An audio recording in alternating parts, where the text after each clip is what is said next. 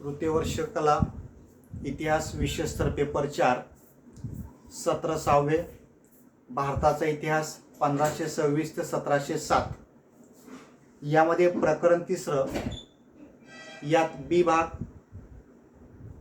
भागातला हा तिसरा मुद्दा मोगलकालीन उद्योगधंदे। मोगल कालखंडामध्ये शेती व्यवसायाबरोबरच ग्रामीण भागामध्ये लघु उद्योग तर शहरांमध्ये मोठे उद्योग सुरू होते। ऐने अकबरीत 36 कारखाने असल्याचा उल्लेख सापडतो। तत्कालीन इतिहासकार अबुल फजल याने उद्योगधंद्यांच्या बाबतीत 1595 मध्ये शाही मालात 100 उद्योगांपेक्षा जास्त कारखाने होते। एखाद्या शहराप्रमाणे किंवा लहान राज्याप्रमाणे ते प्रतीत होते। तर बर्नियरने सुद्धा मोगलांच्या काळात राजधानीत अनेक उद्योगधंद्यांना भेटी दिल्याचा वर्णन तो करतो। किल्ल्याच्या आत मोठमोठे खोल्या असून त्या खोल्यांमध्ये कारखाने किंवा उद्योग चालत असत। या कारखान्यांचे निरीक्षक नेमले जात असत। यामध्ये प्रामुख्याने सुवर्णकार, रंगारी, शिंपी, चांभार, रेशीम उद्योग, मलमलीचे उद्योग याचे कारागीर राजधानीमध्ये अस्तित्वात राहत असत। या काळामध्ये लाहोर, काश्मीर, फतेपूर सिक्री, आग्रा, अलाहाबाद या ठिकाणी अनेक कारखाने सुरू होते। मोगल काळामध्ये कापड उद्योग, रंग उद्योग, धातू उद्योग, साखर उद्योग यासारखे उद्योग सुरू होते। या उद्योगाची माहिती पुढील प्रमाणे। पहिला उद्योग म्हणजे कापड उद्योग। देवानेच भारताला एक नैसर्गिक अशी देणगी दिली ते म्हणजे कापूस। साहजिकच प्राचीन काळापासून तर आज तागायतपर्यंत कापड उद्योग हा आपल्या देशातील सर्वात मोठा उद्योग आहे। मोगलांच्या काळात हा एक उद्योग प्रगती प्रथावर होता। कापसापासून कापड तयार करताना सुती कापड उद्योगाची भरभराट झालेली होती। मोगलांच्या काळात तर कापडाचे अनेक प्रकार होते। यात मलमलीचे, लोकरीचे, जरतारीचे, पांढरे सुती, हाताने भरतकाम केलेले सुती कापड, रजया, गालीचे, शाली या सर्वांची माहिती ऐने अकबरी या ग्रंथाच्या माध्यमातून आपणास मिळते। ज्या केंद्रात कापड तयार केले जात असे किंवा ज्यातून निर्यात हे कापड होत असे त्या भागाला त्या कापडाचे नाव दिले जात होते। मोगल काळामध्ये कापड उद्योगाची अनेक केंद्रे होती। उत्तर भारतात लाहोर, दिल्ली, आग्रा, अवध, जौनपूर, बनारस, लखनौ, अलाहाबाद, पाटणा, ढाका, सुरत हे कापडाचे महत्त्वाचे ठिकाणं होती किंवा उद्योग उत्पादनाची साधने या भागात चालत असत। लोकरीच्या कापडाच्या उद्योगासाठी लाहोर येथे भरभराटीस आलेला होता। लाहोरप्रमाणेच गुजरात आणि काश्मीरमध्येही लोकरीचे कापड तयार केले जात होते। बंगालमध्ये हा उद्योग या उद्योगाचे सर्वात मोठे केंद्र होते। येथे सुती कापड आणि ऊनी कापड अशा दोन प्रकारचे कापड तयार केले जात होते। रेशमी कापड तर या भागात मोठ्या प्रमाणात तयार केले जात असे। ऊनी कापड एक प्रकारे श्रीमंत लोक याचा वापर करीत असत. हिमालयाच्या पहाडी प्रदेशात राहणारे लोक प्राण्यांच्या लोकरीपासून ऊनी कापड तयार करत असत. उत्कृष्ट दर्जाचे ऊनी कापड हे परदेशात निर्यात केले जात असत. यामध्ये बनारस, आग्रा, बिहार, बंगाल, गुजरात, बिदर या ठिकाणी कापड उद्योग भरभराटीला आलेला होता. मोगलांच्या कालखंडामध्ये अबुल फजल असा लिहितो की बादशाह भिन्न भिन्न प्रकारचे वस्त्र वापरत असत. त्यासाठी इराण, युरोप, मंगोलिया येथील लोक जी वस्त्र तयार करत असत त्याचा मागणी या भागात होती. लाहोर, आग्रा, फतेपूर, अहमदाबाद या ठिकाणी निरनिराळ्या रूपरेषांची ही कापडे तयार केली जात असत. जहांगीराने अमृतसर या ठिकाणी गालिचे तयार करण्याचा कारखाना उभारलेला होता. अलवार, फतेपूर सिक्री, जौनपूर ही शहरे गालिच्यासाठी प्रसिद्ध होती. तर फतेपूर सिक्री, जौनपूर या ठिकाणी सतरंजाई तयार केल्या जात होती. पंजाब व सियालकोट या ठिकाणी शाही तंबू तयार केले जात असत. कापडाबरोबरच जारे भरडे कापड, गोंडपाट, धागे तयार करून शिलाईसाठी वापरत, यातून दोरखंडही तयार केले जात असत. पुढचा उद्योग म्हणजे रंगकाम उद्योग. मोगलांच्या काळात रंग उद्योग हा कापड व्यवसायालाच पूरक असा होता. तत्कालीन स्त्रिया आणि पुरुष हे दोघेही रंगीबेरंगी कापड वापरत असत. स्त्रिया साड्यांच्या काठावर त्यावर नक्षीकाम करीत असत. रंग तयार करण्यासाठी लिंबू, बाभूळ, कात, हिरडा, नीळ, डाळिंब, बेलफळ, मेंदी इत्यादी वनस्पतीचा वापर करून रंग तयार केले जात असत. याशिवाय आले, हळद यासारख्यांच्या पिकांची शेती केली जात होती. तुरटी, चुना, लाख यासारख्या घटकांचा रंगामध्ये वापर केला जात होता. विविध वृक्षांच्या साली, पाने, फुले, मुळ्यांपासून रंग बनवले जात असत. या रंगांचा एक अर्क तयार केला जाईल. तो झाल्यावर तांब्याच्या भांड्यामध्ये उकळत असत आणि त्यातून मग त्या रंगात पांढरे कापड बुडवले जात असत. विशेषतः करून कापडांवर ठसाही उमटवला जात असत. यामध्ये फुलांच्या किनारी, फुलांचे पट्टे, चित्रे अथवा आकृत्या असत. रंगीत गाद्या, चादरी, कापूस भरलेले कपडे यावरील छपाई, रंगकाम हे उत्कृष्ट दर्जाचे मोगल काळामध्ये होते. यानंतर पुढचा उद्योग म्हणजे धातू उद्योग. हा उद्योग भारतामध्ये प्राचीन काळापासून सुरू होता. मोगलांच्या काळात लाहोर, अजमेर, कलिंजर, ग्वाल्हेर अशा ठिकाणी लोखंडाच्या खाणी असल्यामुळे खाणीत सापडलेले लोखंड शुद्ध करून त्यापासून शेतीची अवजारे तयार करण्याचं काम लोहार करीत असे. पंजाबमध्ये कुलू प्रसिद्ध होते. तर मेवाड आणि बिकानेर या ठिकाणी लष्करी साहित्य आणि शस्त्र बनवले जात होते. बिहारमध्ये तांब्याच्या खाणी असल्यामुळे तांबे या धातूचा उपयोग नाणे पाडण्यासाठी केला जात असे.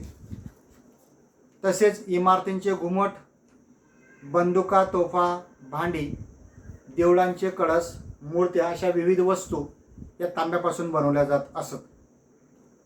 हिंदू लोक पितळाचे तर मुस्लिम लोक तांब्याचे भांडी वापरत असत. बनारस येथे हा उद्योग भरभराटीस आलेला होता.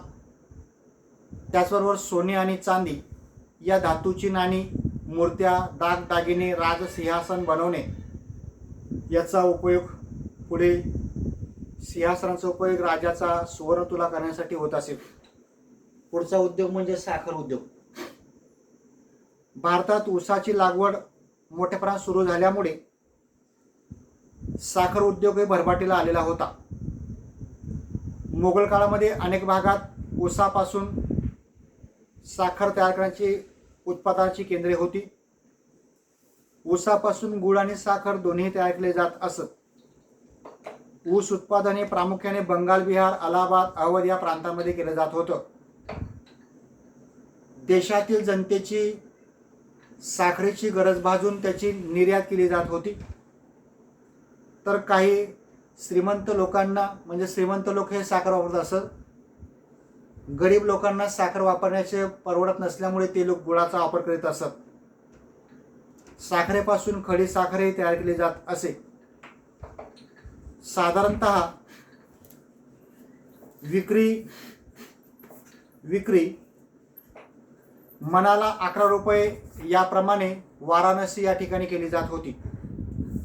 1781 मध्ये पांढरे दाणादार साखराची किंमत चांगली मिळाली होती. मीठ उद्योग प्राचीन काळापासून तर आजतागायत समुद्राच्या मोफत पाण्यापासून मीठ तयार केलं जातं. पर्यायाने मीठ हे लोकांच्या जीवनात आवश्यक अशी गोष्ट असल्यामुळे मीठ उद्योगालाही भरभराट आलेली होती. अनेक दुग्धजन्य पदार्थ आणि अनेक अन्नपदार्थांमध्ये मिठाचा वापर केला जात होता. लोणच्यासाठी मीठ तयार केले जात असे. समुद्री भागामध्ये किंवा समुद्र किनारपट्टीच्या भागामध्ये असा उद्योग चालत होता, यामध्ये बंगाल, लाहोर, अजमेर, पंजाब सुब्यातील अनेक ठिकाणी मीठ उत्पादनाची केंद्रे होती. तर अजमेरच्या सुब्यातील अनेक लहान लहान तळ्यांमध्ये सांबर सरोवरामध्ये मीठ तयार केलं जात होतं. पोर्तुगीज लोक या देशातून मिठाचाच वापर करत असत. एवढंच नव्हे तर अकबराच्या काळामध्ये आग्रा या ठिकाणी 70 मन मिठाला 1 रुपया असा दर होता. तर सांबर या ठिकाणी जे मीठ तयार केले जात असे त्याला एका मनाला 4 रुपये असा दर होता. बंगालचे मीठ हे समुद्रावरील मिठागरांच्या माध्यमातून तयार केले जात होतं. कागद उद्योग चीनमध्ये सर्वप्रथम कागदाचा शोध लागल्याचा उल्लेख अमीर खुसरोने केलेला आहे. त्यातूनच पुढे 13व्या शतकापासून भारतातही कागद बनवायला सुरुवात झाली होती. मोगलांच्या काळात हा उद्योग अनेक ठिकाणी सुरू होता. सियालकोट येथील तयार होणारा कागद हा उत्तम दर्जाचा होता. तुतीच्या झाडापासून निघणारी साल, बांबू, चिंध्या इत्यादी घटकांचा वापर करून पांढरा शुद्ध कागद तयार केला जात असे. पर्यायाने यातून कागद उद्योग सुरू झाले. पतंग, फटाके बनवणे यासाठी त्याचा वापर केला जात असे. चित्र रंगवणे, नकाशे काढणे यासाठी कागदाचा वापर केला जात असे. जाड कागद व पुठ्ठे यांचा उपयोग बुक बाइंडिंग यासाठी केला जात असे. धार्मिक ग्रंथाच्या लेखनासाठी कागदाचा उपयोग केला जात दिसतो. पुढचा उद्योग म्हणजे वीट आणि दगड उद्योग. मोगल सम्राटांना वास्तुकलेची विशेष आवड असल्यामुळे त्यांनी अनेक प्रकारच्या वास्तूंची निर्मिती केली आणि या वास्तू उभारण्यासाठी वीट आणि दगडाचा उपयोग मोठ्या प्रमाणात होता. बाबराने तुझके अकबरी या आत्मचरित्रात असं वर्णन केलं आहे की एकट्या अकदा शहरामध्ये त्याच्या महालाला बांधण्यासाठी प्रति दिवशी 680 पाथरवट, तर शिकरी, बयाना, धौलपूर, ग्वाल्हेर येथील इमारतींसाठी प्रति दिवशी 1491 पाथरवट कामाला होते. विटा पाडणे, फरशीला चकाक येण्यासाठी पॉलिश करणे यासारखा हा पूरक व्यवसाय होताच. मोठमोठे राजवाडे, इमारती बांधण्यासाठी दगडाचा वापर केला गेलेला आहे. काबूल, गझनी, समरकंद इत्यादी ठिकाणी हा उद्योग भरभराटीला आलेला होता. विटा व माती चुन्यांचा उपयोग करून बांधकामासाठी उपयोग होत असे. यानंतर चर्म उद्योग. मोगल काळामध्ये चर्म उद्योगही भरभराटीला आलेला होता. दिल्ली, गुजरात, आसाम, बंगाल, सिंध प्रांतामध्ये कातडी कमवणे, कातडी बनविणे, याचबरोबर सरदार सैनिकांना युद्ध साहित्य ठेवण्यासाठी, घोड्यांच्या लगामासाठी पुस्तकाचे कव्हर, साखरेच्या पिशव्या, पाण्याची मोट, बखाल, चप्पल, बूट, थंडीचा कोट इत्यादी वस्तू तयार करण्यासाठी कापडाचा वापर केला जात होता. यासाठी बैल, मेंढा आणि म्हैस या प्राण्यांचा कातडीचा वापर केला जात होता. अरब देशांमधून सुद्धा चामड्यांच्या मोठ्या प्रमाणात वस्तूची मागणी होती. यानंतर जहाज उद्योग. मोगल सम्राटांनी नाविक दलाकडे दुर्लक्ष केले अशा प्रकारची टीका त्यांच्यावर केली जाते. परंतु ऐने अकबरी नाविक दल, जहाज निर्माण करण्याची कला आणि यातूनच समुद्रावर व्यापार अस्तित्वात होता याचा उल्लेख सापडतो. विशेषतः करून तत्कालीन इटालियन प्रवासी निकोलो काउंटी हा भारतातले जहाजे इटालियन जहाजापेक्षा आकाराने मोठी असल्याचा उल्लेख करतो. मोगलांच्या काळामध्ये कालिकत या ठिकाणी भारतात जहाज निर्मितीचे मोठा उद्योग होता आणि अशी ही जहाजं सागरी वाहतुकीसाठी आरमार म्हणून त्याचा उपयोग केला जात होता. शेवटचा मुद्दा इतर उद्योग. मोगल कालखंडामध्ये अफू तयार करण्याचा छोटा उद्योग माळवा आणि बिहार प्रांतामध्ये सुरू होते. त्याचबरोबर लाहोर, मुलतान, आग्रा, दिल्ली, अवध, अलाहाबाद येथे अफूची लागवड केली जात असे. एकंदरीत हुमायून आणि अकबर यांना अफूचे जबरदस्त व्यसन होते. फक्त औरंगजेब वगळता सर्व सम्राटांना मद्य आणि अफूचे गोडी लागलेली होती. विशेषतः करून त्या कालखंडामध्ये मद्यशाळाही होत्याच. त्याचबरोबर मच्छीमाराचा व्यवसाय मोठ्या प्रमाणात चालत असे. तसेच लाकडी वस्तू तयार करणे, पत्रे, कातडीपासून निराळ्या वस्तू तयार करण्याचा उद्योग विकसित झाला होता. घरगुती पद्धतीने काही कारागीर आपल्या निराळ्या वस्तू तयार करत यामध्ये पेटारे, डबे, पिशव्या, आकर्षक कलाकुसरीच्या लाकडी वस्तू, शोभेच्या वस्तूही तयार करत असत.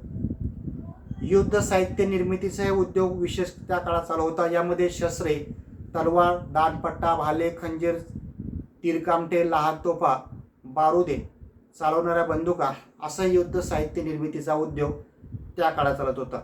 अशा वरील सर्व उद्योगांच्या माध्यमातून मोगल काळामध्ये देशात अनेक प्रकारचे उद्योग भरभराटीला आले होते आणि त्यातून मोगलांची प्रगती झालेली दिसून येते.